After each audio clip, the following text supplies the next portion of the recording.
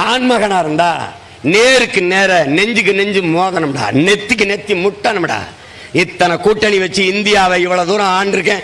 அவளை பெரிய கொம்பாதி கொம்பன் பெரிய இவர் பிரதமர் உனக்கு ஓட்டு கேட்கிறாரு. எனக்கு எவன்டா கேட்டேன்? நான் தான்டா, நானே தான்.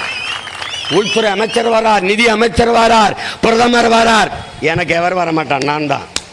நீ அப்படி சரியான வீரன் தான். என் சின்னத்தை என்னோட கொடுத்து நேருக்கு நேர் நீ மோதிருக்கணும். சரியான ஆள், நீ மோதிருக்கணும். மரியாதைக்குரிய அண்ணன் சீமான் அவர்கள் தினம் ஒரு வார்த்தை தினம் ஒரு தத்துவம் என்கின்ற பாணியில் அரசியல் நடத்தி கொண்டிருக்கிறார்கள். நேற்று முன்தினம் என்ன சொன்னாங்கன்னா, சீமான் அவருடைய ஸ்லீப்பர் செல் அண்ணாமலைனாங்க. இன்னைக்கு அண்ணன் ஏதோ சொல்லியிருக்கிறாங்க. நாம் புரிந்து கொள்ள வேண்டும், சீமான் அவர்கள் டெல்லியினுடைய உயர்நீதிமன்றத்திற்கு போனாங்க எலெக்ஷன் கமிஷன் ஆஃப் இந்தியாவை எதிர்த்து.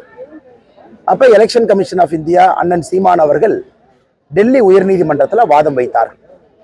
இன்னைக்கு அண்ணன் சீமான் அவர்கள் சரியான நேரத்தில் தன்னுடைய சின்னத்திற்கு அப்ளை பண்ணாம அந்த சின்னம் கிடைக்கவில்லை என்று அவருடைய தொண்டர்கள் கோபத்தில் இருக்கிறாங்க போல.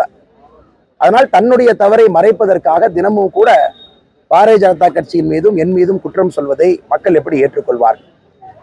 டெல்லி உயர்நீதிமன்றத்தினுடைய தீர்ப்பு என்ன? அந்த காலகட்டத்தில் நீங்க அப்ளை பண்ணிருக்கணும், நீங்க அப்ளை பண்ணல. அது சீமான் அவங்க சொன்னாங்க, இல்ல சென்னை வெள்ளம் வந்துச்சு அதனால அப்ளை பண்ணல. அப்ப டிடிவி தினகரனுக்கு சென்னை வெள்ளம் வரலையா? இல்ல தமிழ் மாநில காங்கிரஸ் அண்ணன் ஜி.கே. வாசன் அவர்களுக்கு சென்னை வெள்ளம் வரலையா? அவர்கள் எல்லாம் அதே குறிப்பிட்ட நேரத்துல தங்களுடைய சின்னத்திற்கு அவங்க அப்ளை பண்ணி வேறு யாருமே அந்த சின்னத்திற்கு அவர்கள் முன்பு அப்ளை பண்ணாதனால ஆட்டோமேட்டிக்கா ரெனியூவல் ஆயிருச்சு. இதான் டிடிவி தினகரன் அவர்களுக்கும் மரியாதைக்குரிய அண்ணன் ஜி.கே. வாசன் அவர்களுக்கும். சீமான் அண்ணன் அப்ளையே பண்ணல, அதற்கு முன்பாக இன்னும் யாரோ ஒருத்தர் அப்ளை பண்ணி அதை வாங்கிக்கிட்டாங்க.